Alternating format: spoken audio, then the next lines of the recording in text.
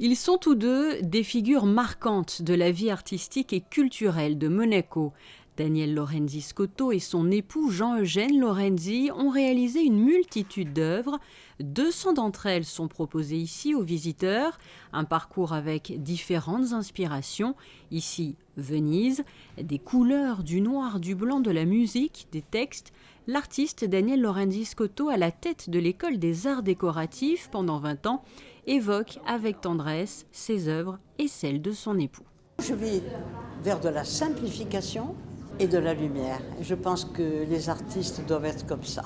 Au départ, on fleurit beaucoup les choses et je pense qu'à la fin, on tend vers quelque chose de plus épuré. Et j'ai la chance d'avoir un atelier en Italie, à Ospedaletti, et je travaille cet atelier en face la mer. Il a de grands plafonds. Pour les odeurs térébenthines, c'est mieux. Et je travaille très très volontiers là-bas. Donc j'ai fait des choses plus simples. C'est un hommage à Jean. Jean aurait 100 ans cette année, puisqu'il avait 20 ans de plus que moi. Il est né en 1916.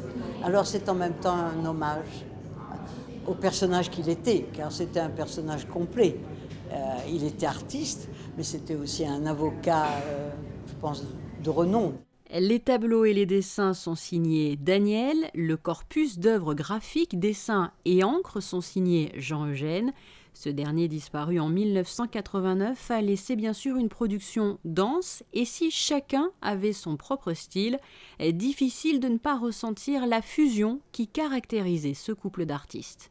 Pendant plusieurs années, on a travaillé sur l'archive de Jean et Daniel.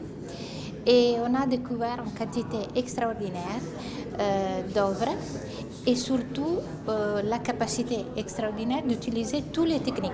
Et c'est pour ça qu'on a dit qu'il faut absolument faire connaître ces deux artistes monégasques qui étaient déjà bien connus parce qu'ils avaient une position sociale, personnelle, de travail très importante, mais que personne ne savait, je pense, sauf les amis, qu'ils avaient une telle capacité et une telle richesse.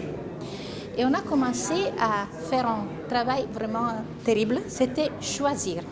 Le choix était très très difficile, donc on a pris la décision de suivre plutôt une logique chronologique, entre guillemets, mais moi je préfère dire que c'est une histoire qu'on va raconter.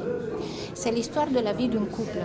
L'exposition Une rencontre, organisée par la Direction des affaires culturelles, à découvrir au cœur de la salle d'exposition du quai Antoine Ier jusqu'à la mi-novembre. Certaines de ces œuvres vous plongeront aussi dans le Monaco d'autrefois.